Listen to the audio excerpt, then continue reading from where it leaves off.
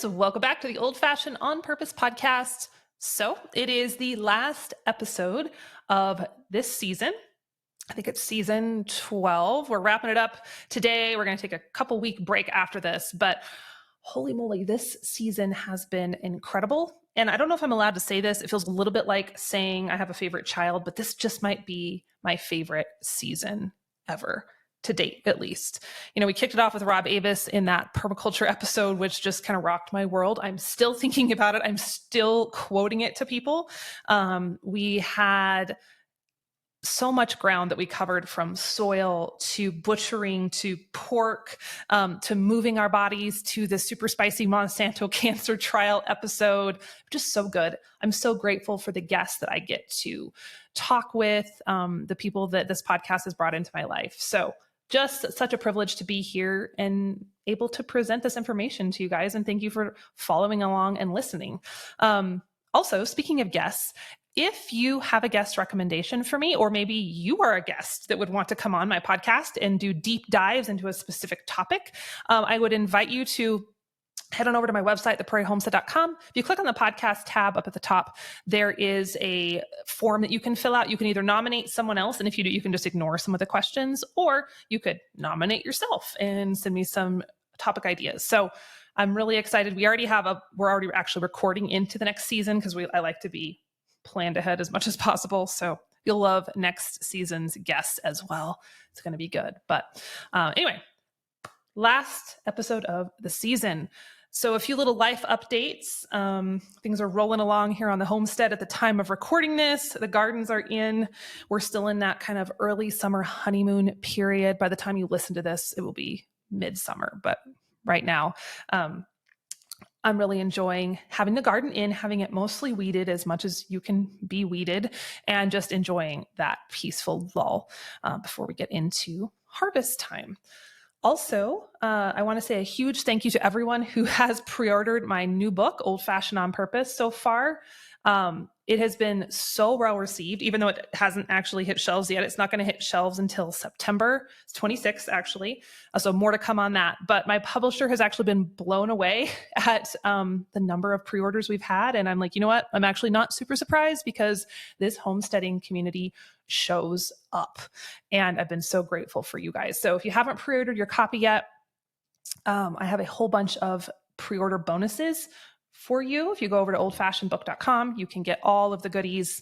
There's a sourdough ebook, there's canning stuff, there's home dairy stuff, there's a virtual meet and greet, there's wall art. It's just really fun. And pre-orders are a really awesome way to get a book, because number one, it shows up in your mailbox. You don't have to remember on launch week, but also it helps a book get into the world with a little more splash. And that's what I'm trying to do with this book. I'm kind of have a mission for it. I want it to break out of just the homesteading world and get into mainstream culture, because as you and I know, mainstream culture needs some homesteading. It's struggling a little bit right now, right? So anyway, oldfashionedbook.com, grab your copy of the book. But today I have a really awesome guest to round out this season. And we're going back into a topic that we've covered quite a bit in seasons past, and that is this idea of old-fashioned parenting. So I'm joined by Ben Greenfield today, and actually he's not as well known for his parenting advice as he is for other topics. He is extremely well-versed in the worlds of biohacking, fitness, nutrition, and wellness. You've probably come across him before, because he is very well respected in this world. He's also a human performance consultant, a speaker, a New York Times bestselling author. He has 13 books. He's done all the things. But the reason I wanted to have him on today is because he just launched a book called Boundless Parenting. And as I was reading through some of that, I was just really struck by some of the advice that he gave. He has taken some of the ideas we've discussed here on the podcast with previous guests, and I love how he applies it. He gets really practical, and he's able to give us some really meaty suggestions. So you're going to love this interview. Get your notepad out. It's going to, at least for me, it got my creative juices flowing. It started to help me kind of question how I could shift things even more with our kids. We're kind of on this path, but it challenged me to go even bigger. So you're going to love it. And without further ado, here is Ben. All right, Mr. Ben Greenfield, welcome to the podcast. I'm excited for this conversation. Well, I'm excited for a bit of sunshine and a nice windy day on the coast, and a chat as well. I left a little bit of energy in the gas tank after biking my kids over to a nearby town to have a little breakfast on the sea. So this is going to be fun. Excellent. Yes. And so for those of you watching the video, or maybe you're not watching, but you're hearing some wind noise, Ben is on vacation. He was gracious enough to still do this interview. So if you hear a little bit of background noise, this is real life, y'all. So just bear with us. It'll be all good. So it'll be worth it. So. That's right. Seaside, Oregon. For anybody who hasn't been here, it's a cool little town on the coast. But the nature of Oregon coastlines is they do tend to be a little windy. So Yes, definitely. We're a little windy here in Wyoming too, so we get it. Yeah. So yeah, I've been looking at your brand new book, Boundless Parenting, and I was really excited what I was seeing inside of it, because it's not only in line with a lot of the things we do here with our children, but also I noticed on some of the recommended reading and stuff you had, especially in your chapter, it was a lot of crossover with guests we've already had. So I think this is going to be an awesome conversation with lots of synergy. But maybe just to start us off, could you give us a little bit of background on your family, since we're going to be talking about parenting and kids and all that good stuff today? Oh, well, my close family is just me and my wife and our twin 15-year-old sons, River and Taryn. My wife comes from a family of 5 children. I come from a family of 5 children, so we both come from somewhat larger families. My background is being homeschooled out in the hills of North Idaho, K through 12, and my wife grew up also in North Idaho, going to a classical Christian school called Logos in Moscow, Idaho.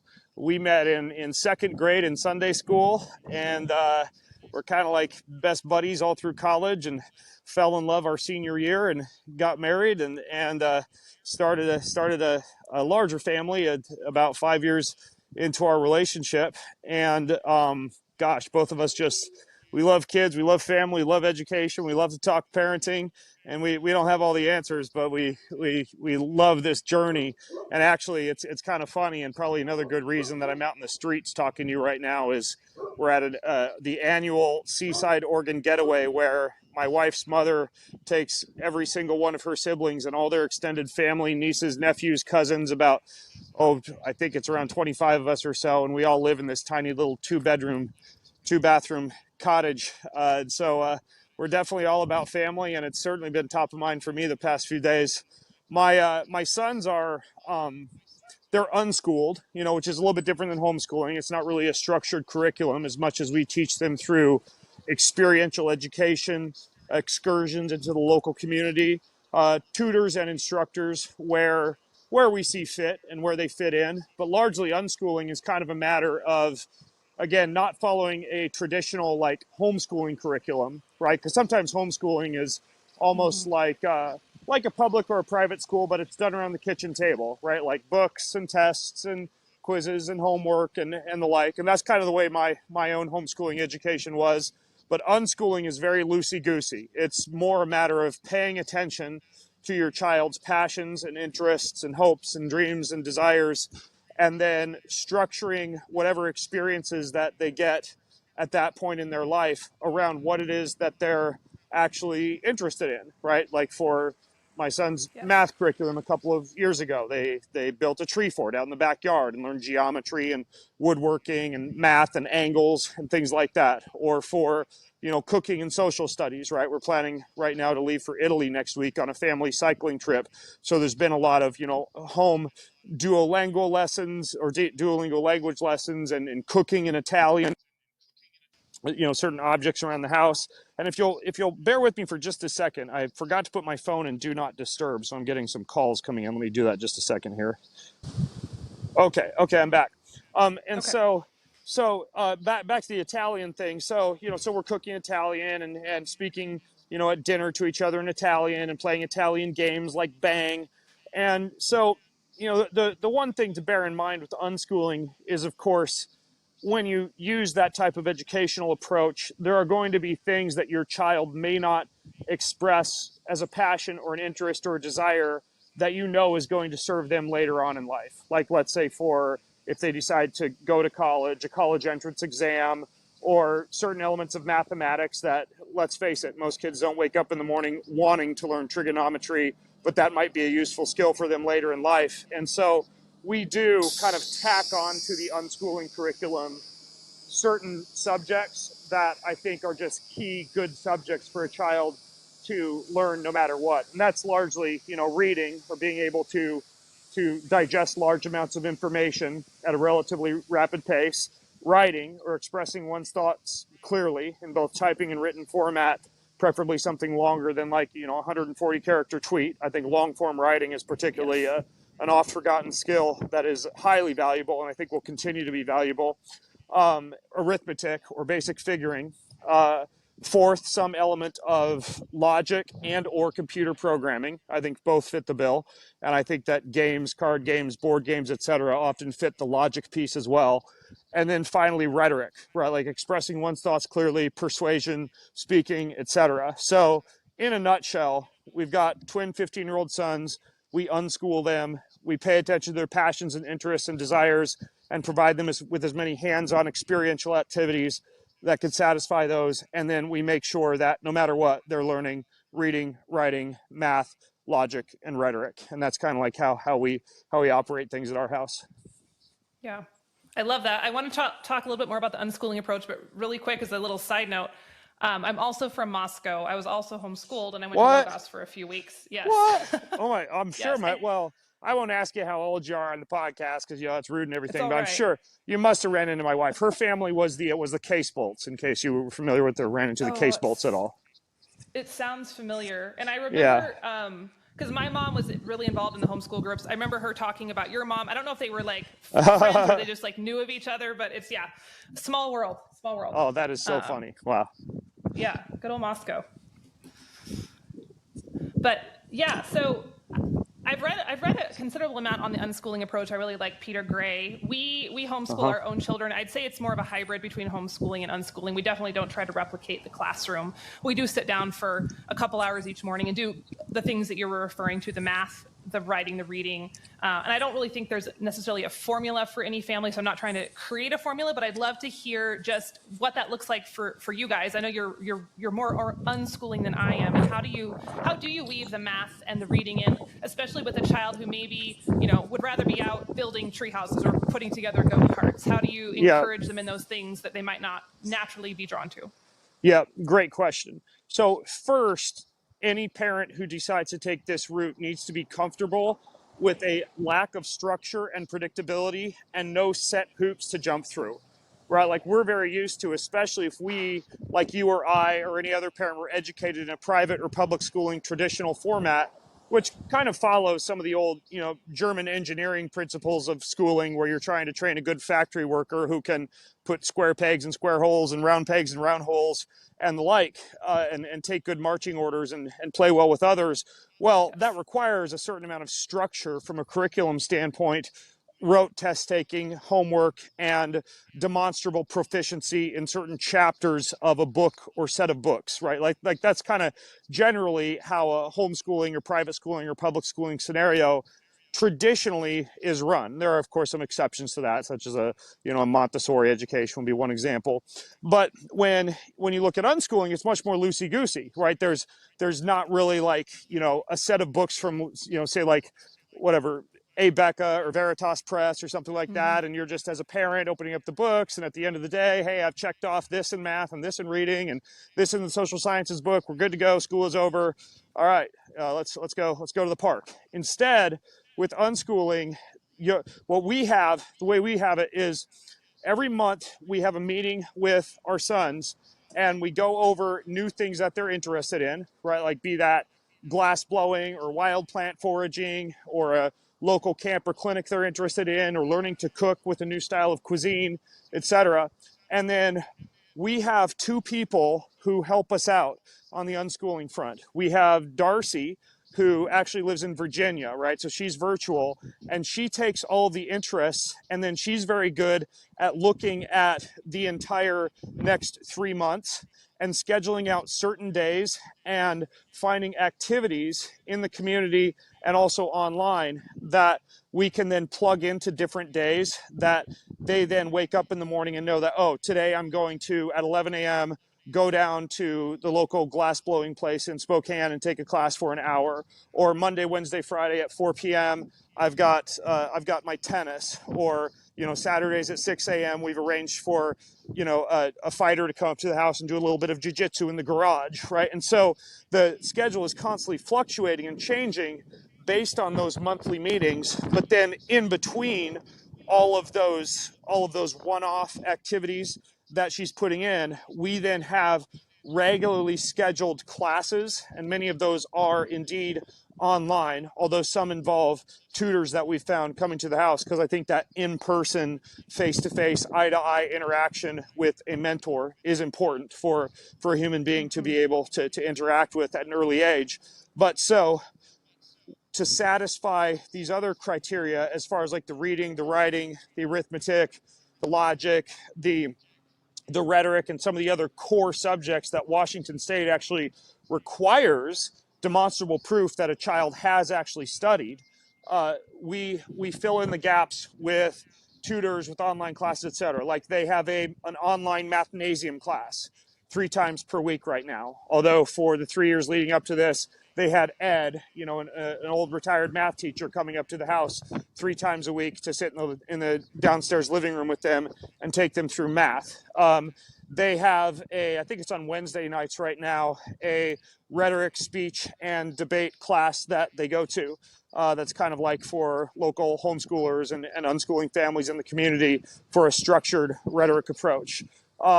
For reading, we have all the great books, and there's always at least one that they're going through, in addition to another book that I typically assign to them as a father-son book that we go through and discuss each night before dinner, right? So that's programmed in, whether or not they wake up in the morning and express a desire to read that particular book. For writing, same thing. Right now they do the Institute for Excellence in Writing. So I think they're at 4 times per week. They go down into the living room, they put in the DVD, and they go through an assignment from Andrew Pudewa, right? But then at the same time, this is all blended with the unschooling components, right? Yeah, we assign them writing, and we make, if you want to call it that, them go through Institute for Excellence in Writing, but then they also are super interested in fiction, right? So on the side, I have them going through a self-publishing course right now with Chandler Bolt. They get up in the morning, and we have certain free times, blocks of free times. Like they have 3 different 2-hour blocks of free time each week that's just dedicated to writing. They can do whatever they want. They can read books that are related to what they want to write about. They can just sit and write. They can go outside and explore and get inspired to write. Doesn't matter, but we set up those blocks so they've got some unstructured time to work on that skill also. So it's kind of like some structure, mostly via tutors and classes, both online and locally, along with unstructured free time for them, in which there's no rules except they need to make sure that whatever they're doing is slightly oriented towards that activity, if that makes sense. And so, again, back to Washington State, by the way, 12 core subjects: social sciences, reading, writing, math, etc. They're required to demonstrate proficiency in or have logged certain hours in. But that we can do that in our sleep. Like literally, like if they cook a meal for mom and dad for anniversary or whatever, right? Like that's math. If it's from a certain country, that's social sciences and history. That it's chemistry. In some cases, if they're like creating the menu for mom and I, it's writing and art. So you can be pretty creative with making sure that whatever state that you live in, you're actually logging via a journal that they both keep what you've done for the day. And then what happens is at the end of each week, they take that journal and digitally upload it to Darcy. So we have robust records of everything that our kids have done each day. So if we ever do get audited, we have it all noted. And that's also really important for their, if they did decide that they wanted to go to university, for things like entrance exams to show what they've learned, etc. And then in addition to that, there's a fantastic group out of Texas called Apogee, Apogee. Yes. My sons Matt are both Boudreaux, right? enrolled in that, with Matt Boudreaux. And so that's a group of young men who meet every Friday with a mentor who's usually like a super cool entrepreneur or like Navy SEAL or whatever. And they sit with them in a Friday mentoring class, but then they have certain tasks each month. Like this month, you need to come up with 3 dream people who you'd want to interview them and hunt down at least one of them for a 15-minute interview. Or this month, you are required to call every older male sir and every older female ma'am and work on your manners and your etiquette. And as a part of Apogee, every young man that's enrolled in that program has like a portfolio, and that lives on basically a website that the kid creates for themselves and uploads their monthly activities into. So not only do they have all their digital journal entries for each week, but then they have this portfolio that they keep with Apogee. And, even though my sons haven't gone through the full Apogee program, Matt says that he's had some students literally like walk into, not that I'm putting college on a huge pedestal here, but like walk into Ivy League institutions and have that be the dial mover for them that gets them accepted. Is just this massive portfolio of super impressive work that they've recorded over their years in Apogee. So those are some of the ways that we go about things from a structuring standpoint. I did mention, Jill, by the way, that there are two people who are involved besides Mom and I. One is Darcy, right, Yes. who's helping out with a lot of the Excel spreadsheets. Here's what they're going to do each day. And then the other is a local person named Nessa. And Nessa would be what you might consider like the governess, right? Like she will show up to drive them to different activities when Mom and I are not available. She will come to the house and like scan or print different things that the kids might need access to. She will make sure that if there's something that need to be signed up for locally and we need to get Mom and Dad's signatures on things and the kids need to get driven to a certain event, or they need certain groceries picked up for a science project or whatever, she's kind of like the local boots on the ground that ensures that Mom and I aren't spending our entire day as chauffeurs, as drivers, and as logistical organizers. And I mean, unschooling is not expensive, really. I mean, I think Darcy is a few $100 a month. Nessa's, I think we pay her, I think she gets like somewhere in the range of $23, $24 an hour right now. And she's working, very part-time on this. So all in, our expenses for our son's education for both of them is under $1,000 a month. And, that's pretty significant, especially when most of that is written off as educational expenses anyways. Sure. Yeah, definitely. If you're trying to compare that to private school, there's no contest in the difference there. Plus, this is much more robust and vibrant, it seems. Yeah. Definitely. Okay, that's really helpful. Thanks for outlining that like you did. I've talked to, all unschooling is different. I think that's the very nature of it. But, in some of the parents I've talked to in the past, it's everyone's different. I'm not saying it's right or wrong, but it's more like, the kids just kind of get up when they want and they might read a book if they want and they might do this if they want. And I'm like, I can kind of see that, but it helps to see your a little more structure within the unstructure that feels really nice. Yeah, there need to be some general lines that you draw inside. And I mean, I did just publish this book, Boundless Parenting, and I go into a lot more detail as far as giving examples of what a weekly curriculum, if you want to call it that, looks like. And, there's some tables and diagrams and things like that in the book for people who want to take a deeper dive. Yeah, awesome. What have we left behind in our race towards progress? That's the question that I set out to answer in my latest book, Old Fashioned on Purpose. It's no secret to people like you and I that something is rippling through humanity at the moment. More and more people are feeling pulled and called to cast aside the baggage of modern life in favor of something more meaningful. To me, an old-fashioned on purpose life is an awakening. It's a remembering. It's a returning to what matters. And it's available to everyone, whether you have a homestead or not.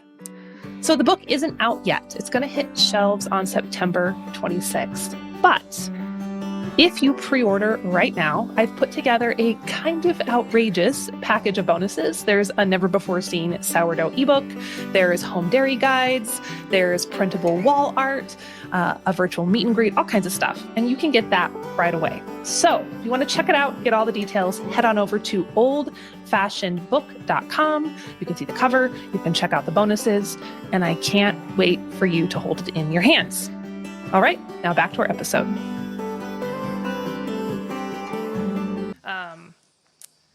So kind of back to, I was looking through your chapter in that book, and it's a compilation, right? Because I think your assistant just sent me the chapter that had your answers, but there are 37 people, is that correct, that you interviewed in that book?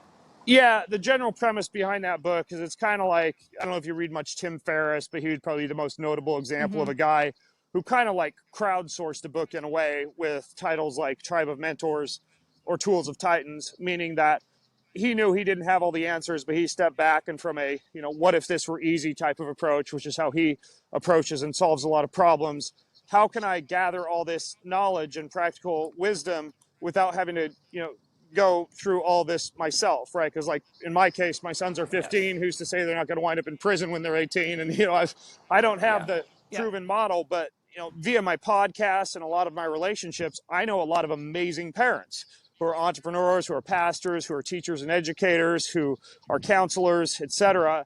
So I generated a list of 32 questions that I think were some of the most important questions around, how did you educate? How did you discipline? What did you do when you and your wife or your spouse disagreed on certain topics, etc.? I asked every single one of those 35 parents, and there's me and my wife as well, those questions, and then gathered the best of the best responses and edited them, pared them down, put them in the book, and then also did audio interviews with each parent for the audiobook portion. So yeah, it's definitely like an anthology of wisdom from a variety of different parents. And there's a few unicorns in there, divorced single mothers to polygamous families. So like it's kind of a pretty wide range of parents in there.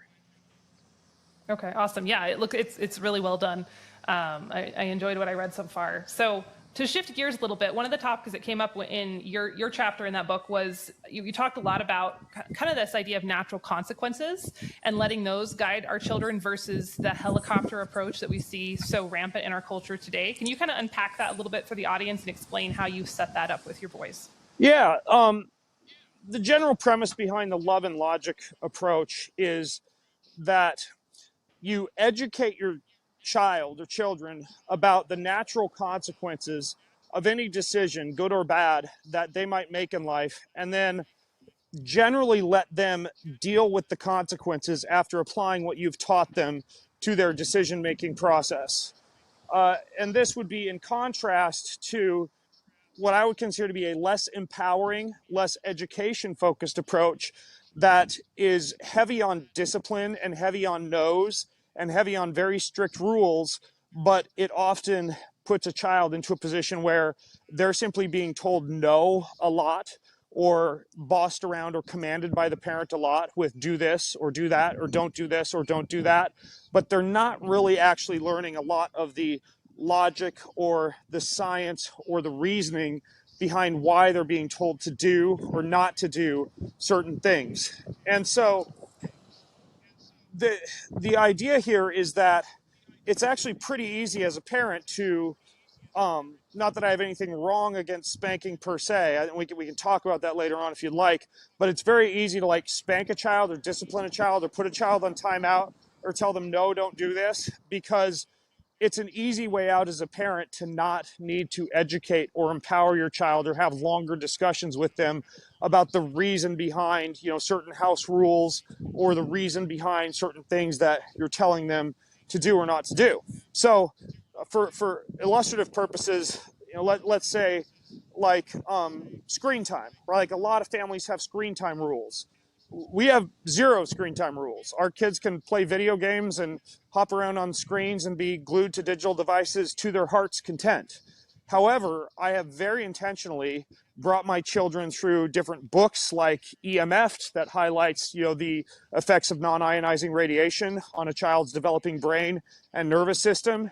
I've taught them about the difference in the dopamine response to real face-to-face human interactions versus digital interactions. I've taught them about the effects of blue light on things like circadian rhythmicity, on sleep, on retinal contractions and long-term eye health. And that's obviously taken some time and some attention, some presence for me as a parent to be able to really make sure my children know the whys in an understandable way behind something like why someone would or would not want to spend long periods of time on a screen. And so based on that, they then can decide how much time they want to spend on a screen and whether or not they want to deal with the consequences that I've taught them about excessive screen time. Now, if you use an approach like this, 2 things are very important. One, more is caught than taught. That's probably the number one thing most of the parents repeatedly said in this book I was talking about. And this means that you must set an example as a parent, right? Like if you say there's no screen time in the home, but digital interactions really detract from valuable social interactions and connectivity, and your phone is 2 feet away from you at the dinner table each night, and you're glancing at it like 6 times just to make sure that last email of the day didn't come through, or, hey, hold on, kids, this is important. Dad's got to reply to this real quick.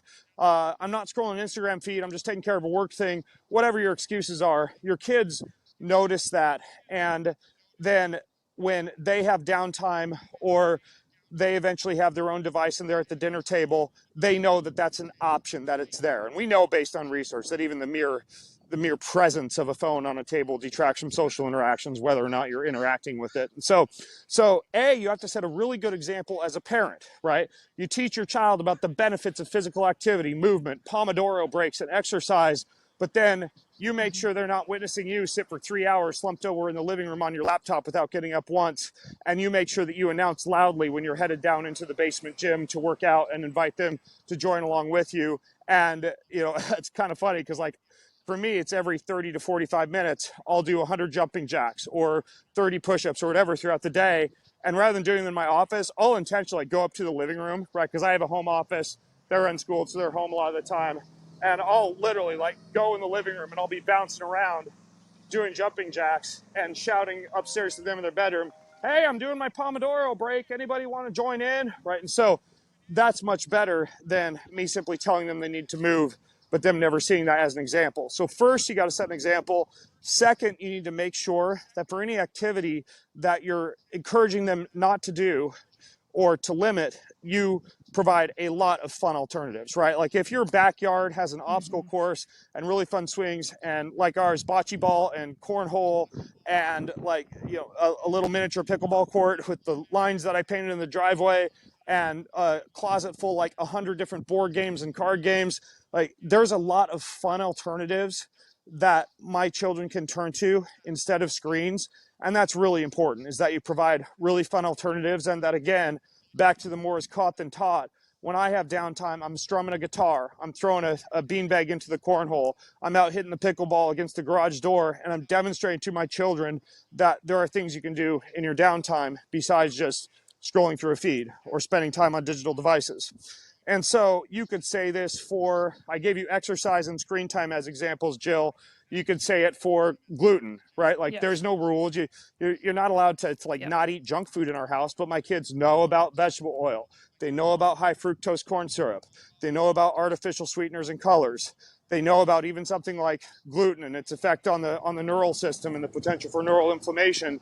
And then we let them make the decision and deal with the consequences. They get a tummy ache or poor school performance. Well, you had 3 slices of pizza at Tom's birthday party last night, so you got to deal with that. I'm sorry. I don't know what to tell you. I told you. Or you make sure that you've provided a lot of really cool, healthy snack options around the house that give them alternatives to junk food. And finally, if they do want whatever, a Snickers bar, Skittles, whatever, they got to buy that themselves when they go to the grocery store and at least have ownership. So that would be an example with food. Or another example would be, let's say if we want to get a little bit more controversial with vices, like say porn or alcohol or weed, right? Like my sons have been through the entire Your Brain on Porn website. They understand objectification of women. They understand how it affects their dopamine levels, how it affects things like erectile dysfunction later on in life. And so, if they want to go out and buy a porn, I've literally told this. I've told them, yeah, if you want to go buy a porn magazine or visit a website or whatever, do it. But here's what's going to happen. And there are subtle nuances. Like I do have Canopy installed on their devices, which is a porn protection software, simply because I know that it's over 80% of kids whose first exposure to pornography is completely accidental and served up through an ad. So I do try to use prudence as a parent and protect them from things that I know they might not intentionally do.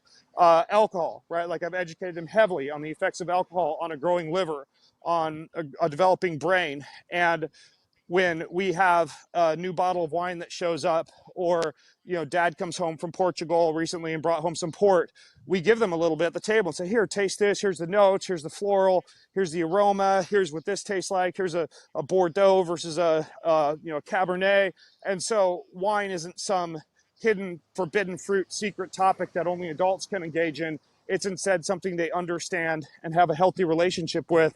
And unlike me, my first exposure with alcohol was stealing a bottle of scotch from my dad's desk because all I knew was alcohol was spoken of in hushed terms and only allowed for adults at the dinner table. My kids would like laugh at that. They'd be like, why the heck would I steal a bottle of wine from the pantry when like I know everything about alcohol and what it does, and if I asked my parents, they'd give me a taste of this anyways. Or weed, right? Like I've taught them about what THC does to the mitochondrial membrane, the impacts of oxidation on a young child's development and nervous system, the impact on adults in terms of the impact on gray matter in the brain, etc. And they know like where we live in freaking Washington State. You can't swing a dead cat by the tail without hitting a cannabis dispensary, and kids can order weed online, but they understand and they know that if they were to get like high at our house because their friend gave them a joint or whatever, dad's not going to come down and discipline them or spank them or something like that. They're just going to have to deal with the stupidity and the brain damage. And I will definitely tell them something like, oh, hey, you decided to kill off a few brain cells today, huh? And they understand that. And so, again, it's not a forbidden fruit, but it's something that I'm educating them and empowering them towards. And then finally, Jill, there are certain things that you do need to protect your child from, especially when, from a developmental psychology standpoint, before the ages of somewhere around in the range of 8 to 10, they simply can't grasp, right? Like if you have a 2-year-old toddling towards a hot stove, do not think, well, I taught him that that's hot, so I should just let him get a 3rd-degree burn on their hand and deal with the natural consequences. No, that's where you would slap their hand away and make sure that the mild pain associated with the slap of the hand is something that they remember, but it's better than them getting a 3rd-degree burn on their hand and needing to go to the hospital. Furthermore, if they're putting their own life at severe danger or someone else's life from a physical standpoint particularly in danger, such as hitting or striking another child, such as at a very young age, ignoring everything you've told them about putting their bicycle helmet on to ride around the neighborhood.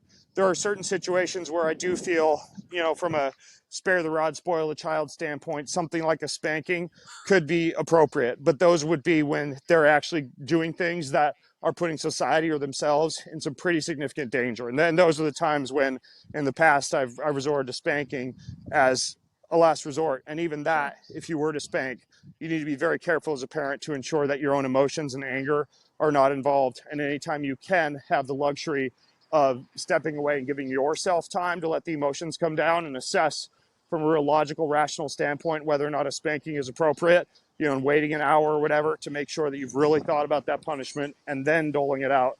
I think that's prudent because I think a lot of parents will lash out in anger as like an irrational, rash response and do damage to a child psychologically or physically. So I think even spankings need to be very intentional and very well thought out and never done in a state of emotional disrepair by a parent. Yeah, absolutely. Yeah, I do love this conversation about the natural consequences, though, and I think that it's not complicated, but it just requires a different type of thinking that we don't often see in modern parenting culture. And I think just having those examples that you gave are really helpful because I know a lot of times we're conditioned as parents. It's all about the restrictions and it's all about the discipline, and so just seeing that other side of the coin is really helpful. Yeah. So as you're speaking here, I can tell, obviously you put a ton of thought into all of these methods that you use with your children and the ways you educate them. And it brought to mind something that is often said to me. We have lots of crossover in, I think, how we parent. Our kids have a unique lifestyle. We're entrepreneurs. We have a homestead. We have animals. We have projects. We have lots of things that keep them busy here. So they're not drawn towards screens. They're not drawn towards YouTube and phones as much. And they're out playing and creating and building and exploring. And whenever I post about that online, particularly recently, I had a video go viral, and it brought in a lot of negativity. And one of the comments that came up over and over again was like, well, that's nice for you, but most people don't have resources. They don't have the ability to help their kids have hobbies, or they don't have a farm. And so that doesn't work for the majority of the populace. And so I tend to disagree with that, but I would love to hear your response if you've ever had that said to you, and how you sort through that, and maybe what advice you could give to someone who doesn't have a ton of resources, doesn't have entrepreneurial parents or a farm. How can they start promoting this same dynamic in their Yeah, absolutely. It wasn't until 9 years ago that we wound up building a house and moving out of a very small rancher an area of Spokane, Washington. And so my wife and I, and this is probably because of our backgrounds also, as far as not growing up in very wealthy homes, have always operated, you know, with a spirit of abundance, but also financial prudence. We've already tackled the expense piece from an educational standpoint, right? Like unschooling is not expensive, especially if you take advantage of not only events in the local community, but inexpensive virtual assistants and a lot of the free academies from, sorry, but pause for a second. I'm walking past a tractor.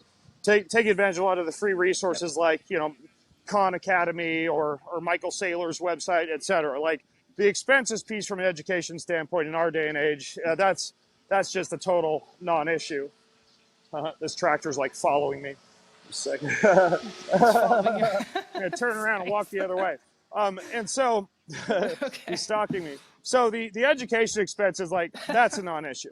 The food expenses, back to Tim Ferriss, he had a book called The 4-Hour Body that I read, I think when my sons were 2.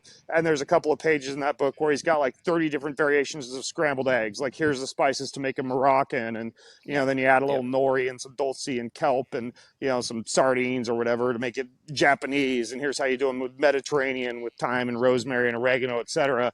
So our kids basically learned to cook by making like 20 different variations of scrambled eggs each morning. And every time mom and I would cook, we'd have them helping add ingredients, pinches of salt, twists of pepper, cutting up a lemon, and then eventually, grating cheese and, wielding knives. And so we've really made them a part of the ingredient process.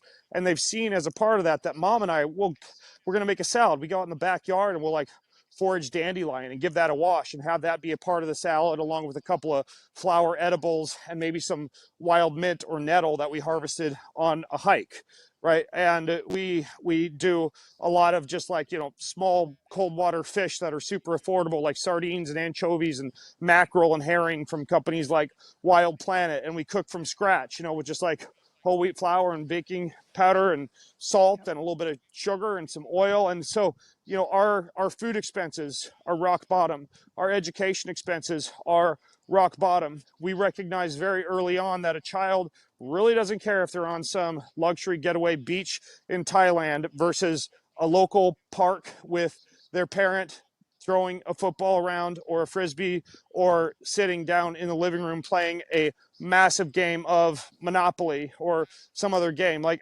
kids are pretty easy. They want time and love and presence and to be seen and heard and loved just like any human being. And so the economics of this is really not difficult. And back to the root of your question about, well, what about like extra cool things for them to do? Look, I have never been in any area of the world. I mean, look, I'm walking past this right here, and I don't know if you're watching the video, but it's this park, and it's got the swings, it's got the playground, it's got the rocks, it's got like for free. I could kill 3 hours right there with my kids doing adventure walks and hide and seek and zombie tag, and even at our house, a lot of the stuff that we have, like we built our own cornhole boards, and we made our own sandbags, and my kids made the tree fort, and I had a local guy from church help me make a monkey bar set back behind the house. Like we are not like some like, rich, totally unaffordable, unaccessible, unrelated parents doing stuff like this. It's part of being like proactive, thinking outside the box and defying the laziness and the kind of like the materialistic mindset of buy a new one if it's broke. You gotta keep up with the Joneses with super expensive cars and playgrounds, etc. I think probably a really good book, because obviously you and I could probably spend 2 hours talking about affordability and bootstrapping a lot of this. Really good book is Jacob Luskar's book, Early Retirement Extreme. That one, and then also I think he's named Mr. Money. I think it's Mr. Money. His website. Those are 2 examples of perfect ways for families to kind of get out of this materialistic, buy a new one if it's broke type of mindset, and instead learn how to make your own stuff, fix your own stuff. And frankly, it's a perfect excuse for presence and time with the children when you're making stuff and fixing stuff together. We really do not spend a lot of money as a family. We drive vehicles into the ground until they're like 20 years old. We make our own food. About the main thing we'll splurge on is we like experiences, right? So we will we will typically once or twice a year, like this cycling trip we're doing to Italy to expand our children's knowledge and cultural experiences and language, etc., take them on some kind of a cool vacation. And we like to be able to have like nice food when we go out to restaurants and not have the kids have to order like the nasty chicken wings and spaghetti off the kids menu. So the two areas we probably will spend a little bit more money on is once or twice a year, a cool, unforgettable experience for a kid. And then when we go out to eat, kind of having a spirit of abundance and thinking that we really want to make it a nice culinary experience for everybody. Those would probably be the two areas we splurge as a family. Yeah. No, I love that. And I don't know, I'm always taken back when people are like, well, you know, my kid, we're not well off like you, however they perceive that as whatever online they see. And they're like, so all my kids can do is watch Netflix. And I'm always like, well, when I was a kid, we didn't have enough money for cable. So we were playing outside and reading books. And my kids are still playing outside and reading books and they're making mud balls and they're playing chess. Oh. None of those things are expensive. I think it just takes the parents to think, like you said, think outside the box. Yeah. I had a stick pricey. that doubled as a bow, a spear, and a gun. I had a mountain bike. I had a pretty cheap mutt dog, and I had like some property to roam around and out in the hills growing up. And my parents would just make sure I was home around dinner, and if I wasn't, there wasn't any dinner left because I had 3 brothers, right? And that was pretty much it. Yep. Yeah, exactly. Yeah. So perspective is big there, I think. I love this question from the chapter of your book, and I wanted to echo it here and get your response in real time. And the question is, how have you achieved a balance between mentoring and passing on wisdom without living vicariously through your children? Yeah. Because I see living vicariously happen a lot in the parents around me. Yeah. So the reasoning behind this question is like, whatever, hey, I just got into jiu-jitsu as a parent. I would really love for my sons to be the next jiu-jitsu champions. I'm going to put them into jiu-jitsu whether they like it or not. They're going to grow to like it someday, darn it. And I didn't really get good at jiu-jitsu when I was young, so I want them to be the next big jiu-jitsu champs. Or, you know, for me, I played college tennis. I wanted to be a pro. When my sons were like 2 years old, I had them on the tennis court swinging tennis rackets and taking tennis lessons. And, you know, probably I was guilty at that point of living vicariously through them versus paying attention to their passions and interests and desires, and you know, and not necessarily forcing things upon them. So there's kind of a twofold answer to this question. Now there's a garbage truck following me. There's kind of a twofold answer to this question. The first is that in the spirit of unschooling, like I described, if you're paying attention to the passions and interests and desires of your child and ensuring that you're mindful that those might differ from yours, you're going to find yourself throwing a lot of noodles at the wall to see what sticks. Hey, I'm going to put my kid in jiu-jitsu and see if they like that. And if they don't like that, maybe we'll try karate. And we're going to try out some team sports like basketball and soccer. And then we're going to try out some individual sports like tennis and golf. And I'm just constantly asking my sons, hey, you interested in this? Hey, you want to try this? Hey, check out this camp. So they're always getting opportunities thrown at them. And the weirdest things come up, you know, like, whatever. My son's 2 sports right now that they love are tennis and jiu-jitsu, right? And they're also getting into like underwater photography and spearfishing and glass blowing and all these things that they've just kind of grown to love, sometimes because dad is doing them and I invite them along, and often because it's something random they read about in a book that they want to find out. And so it's just a matter of you identifying as a parent whether you're doing something for you or whether you're doing something for your child. So that's a mentality piece. And look, if you really truly have a history of like, let's say like, I don't know, let's use tennis as an example, really good tennis players in the family, you've got like the perfect shoulders and calves and speed and eye-hand coordination, and you just know that if your child starts tennis when they're 2, they're probably going to get a Stanford scholarship and probably go on to be a pro tennis player, etc. Well, you'd probably be doing them a service by making sure they at least get access to those fine motor skills at an early stage. But there are people like Andre Agassi who became embittered drug abusers because his father basically just put him hardcore into that sport without opening him up to the possibility of other interests that he might have. and allowing him to engage in a lot of different sports and a wide range of sports, as the book Range by, I think, Epstein gets into. And then there's like the Bryan brothers, who are super happy and well-connected and socially stable. And their dad had them in like band and basketball and all sorts of other activities, but also tennis. So that range versus specialization is an important consideration. So that's one, is just like the mentality of making sure that you're constantly asking yourself, is this for me or is this for my child? And do I have a balance here as far as the type of activities they're specializing in versus them getting exposed to a wide range of activities? And then secondarily, it's kind of like there's this concept of the shoemaker's wife wears no shoes, right? Like when I want my wife to, like, I don't know, start taking some supplement or look into some medical test because I'm concerned about it or whatever, the last thing she's going to do is listen to me or take some supplement that I give her or go get some procedure I recommend. So I'll just like strategically leave a book out on the kitchen counter or talk to one of my doctor friends at dinner one night and be like, hey, you should connect with Jessa about this and plant a seed in her head about such and such, because I know it's kind of different coming from me than it is from a book or another person.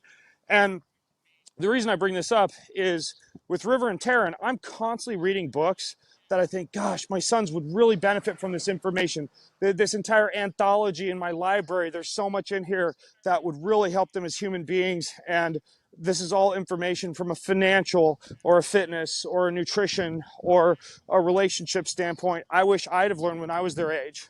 So my fix for that is, like I mentioned, we've intentionally woven into dinner time at 7 p.m., right before we start dinner, about a 10-minute discussion with me and my sons that we've been doing since they were about 6 years old on a book that we as father and sons are constantly going through every single day. Typically, it's one chapter from a new book. So we go through anywhere from like 8 to 12 books a year, and we're all reading it. They're getting to read all of my highlights, my underlines, my folded over pages, and kind of like allowing me to pass on the wisdom that I find in these books to them through them reading the book through my eyes, since it's marked up with the stuff I think is really important and that I would love for them to see, and then also getting to discuss it with me each night at the dinner table. It began with me actually giving them monetary rewards for reading a book and discussing it with me. Like I think one of the first ones they read, literally when they were like new to reading, was 12 Rules for Life by Jordan Peterson.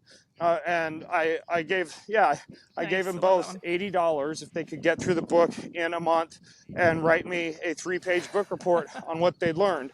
Eventually, because I didn't want them to get used to getting paid every time they read a book, we just turned it into these really great father-son discussions at the dinner table, and all of us go through these books together. And it's kind of interesting now, whenever I read a book, I have a different mentality, because every time I read a book, I'm reading it and thinking, what in here would my sons benefit from discovering?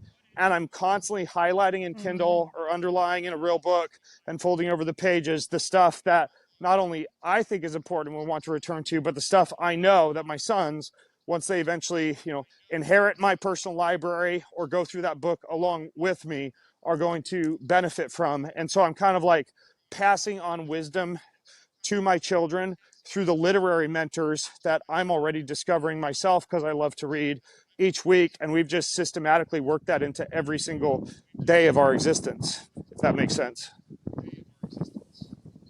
Yeah. Oh, I love that idea of just highlighting with them in mind. I think that's yeah, and it's cool different when I say hand them a book on, I don't know, like that early retirement extreme book that I mentioned on finances that I think is going to be, that's actually the next book that we're probably going to go through at some point in the next couple of months. It's a bunch of stuff that I wish I'd have known about finances, but they kind of like dialogue with it and digest it a little bit differently when it's dad going through that book with them and talking with them about it versus dad sitting them down at the dinner table and trying to bring them through an entire financial education myself based on what I learned from the book. It's just a slight difference in the way that you're teaching. Yeah, absolutely. I found so much in my own children, the difference in me, back to the idea of living vicariously versus letting them kind of expand in their own passions. Their motivation is so different. Like, especially when they start to become proficient in something and they start to know more about it than I do. Like, there's such a pride where I can go to them and I go, well, what are you doing? Like, tell me about this. Like, teach me what you're learning. Or it just like supercharges their motivation and passion for it. So it's really neat when we can step out of that, pushing them towards it for our own purposes versus letting them it goes both it. ways, right? The best way to learn is to teach. And so when I'm reading, knowing that I'm going to have to rehash that in a discussion that night at the dinner table, and they're reading knowing that dad's going to put them on the spot with questions about what they took away from that book, we always read with a lot more intentionality and a lot better mind for learning and grasping the subjects. Yeah, absolutely. Okay, my last question for you, because I want to be respectful of your time. Sounds like your children are multi-passionate because you're multi-passionate, and my children are generally pretty easily passionate about things. But let's say a parent is listening and they have a child, they just can't get them into anything. They're trying, the kid just would rather zone out all day long, and the parent's concerned. What would be your best advice for Well, that? it kind of returns back to throwing a lot of noodles at the wall and seeing what sticks, because eventually you are going to find something. And look, my children are very passive. They're non-competitive. They're non-aggressive. And it took me a long time to deal with that as a parent, because I'm one of those guys, you put me on a court or a field of play or a field of battle or whatever, and my number one objective is to like win at all costs as long as I'm playing by the rules. And my sons just couldn't care less about winning, about first place, about a medal. And so I had to get used to that as a parent, but yet I still put them in a wide variety of sports until they really settled on like tennis and jiu-jitsu as things that like they asked to go do and they like to do regardless of whether or not, you know, it's on their schedule or not. So I think that books are really good. Digital media can be good to a certain extent. Like, for example, to find out if they would be interested in a free diving and spearfishing trip with me, I watched The Octopus Teacher with them. And not only did they get really interested in free diving and spearfishing, but they got really interested in underwater photography, right? So making sure that you expose them to a wide variety of new skills and activities. Travel can be really good for this, because not only leading up to travel are we very intentional about learning a new language, about learning to cook in that style, and about the mannerisms and social nature of wherever we happen to be traveling. But of course, they're constantly discovering new activities by getting outside of their comfort zone during travel as well. Books are or can be good as long as you recognize that you don't want to enable a child to simply live vicariously through literature, and that if there are certain books that they seem to be returning to over and over again, you pair that with things they could do related to that book. Like if your kid just can't get their nose out of Mark Twain and Huckleberry Finn, maybe you actually take time to bring them down to the park with the creek and build little floaty rafts and play around with how rafts work and buoyancy and crafting and building and, you know, and the type of things that they might discover in, you know, a boy rafting down the river. Like, so you got to be creative in many cases, but really, I can't think of a single situation which I've run into a kid where they didn't seem to be interested in that many things, and then they got exposed to a whole bunch of stuff and eventually settled on a couple things that they really liked. The biggest enemy of this is social media. As you know, Jill, it's so easy to live vicariously through others, to see stuff on social media, to probably my biggest temptation right now is the Nature is Metal social media channel, where like it's animals going to battle against each other and stuff like that. And I have to constantly remember, oh, I still need to go outside and shoot my bow and practice my foraging skills and my tracking skills and take my kids out there and get signed up for our next hunt. So we're not just looking at animals through screens, but we're out there in the action ourselves, right? Like it's one of my mentalities in life is it's a lot better to be the living movie than it is to watch the movie, so to speak. Make your life a grand adventure, and you're going to spend a lot less time living other people's adventures. I like that. Yeah, amen. Amen, amen. All right. So Boundless Parenting, where's the best place for people to buy that? Amazon, your website, where do you want to go ahead? I should probably know more about the publishing industry to give you an intelligent answer to your question based on what would put the most money in my pocket, I guess. Okay. But honestly, I don't know. Wherever you find the book, I know it's on Audible now because the audiobook came out yesterday, and I think that's, if you like audiobooks, the audio one's awesome because all the parents are in each chapter, so it really comes alive. But I know it's on Amazon. I know it's on my website. I think we arranged for people to get like a free chapter or something like that as part of this call. Maybe. I don't remember if we did or not. But either way, okay. Yeah. Okay. I'll so wherever you get get books or audiobooks, you can find it. Okay, awesome. And if someone wants to follow along with all the other things you do, because you do a lot of things besides just being an awesome parent. You're biohacking and all of these health and fitness, and I mean, we go on and on. So where's the best place for them to follow you online? I'm going to give you with all the 3 things you're doing? resources. The first, bengreenfieldlife.com, which is a lot of my health, wellness, parenting, biohacking, nutrition, life hacking, and life optimization type of advice with podcasts and articles and books. Second, if you want a flavor of what my kids do, in this case, literally and figuratively, they have had a cooking podcast and website since they were 6, and that's at gogreenfields.com. And so they do like a couple times a month a new video, a podcast, etc. Okay. And then finally, this might be one of the first podcasts I've ever said this on, but we just launched a father-son gaming company called Fried Pickle Games. Our very first game is in manufacturing, and we'll be launching the Kickstarter campaign very soon. It was inspired when my sons and I were going through Sun Tzu's book, The Art of War, about 5 months ago, and culminated, along with our love for games, into a brand new company that I think people will probably love, whether or not they get the game, just to kind of see, how you could partner with your kids on a business project that's fun for the whole family. So if you go to fartofwar.com, not art of war, fartofwar.com, you can get in the know and stay tuned for email updates when this first game launches. And our company, Fried Pickle Games, has a whole bunch of cool games already mapped out. And we're absolutely having a blast as a father-son gaming company, just sitting around mapping out new games, doing designs. Everything's hand illustrated by my sons. So that's all at fartofwar.com. I love it. Just all some of these principles in real time, y'all. So go check that out. Ben, this was fantastic. Thank you so much for your time and your wisdom, and can't wait to follow along with everything else you're Moscow, doing. So Idahoans unite, right? All right. Thanks, Joe.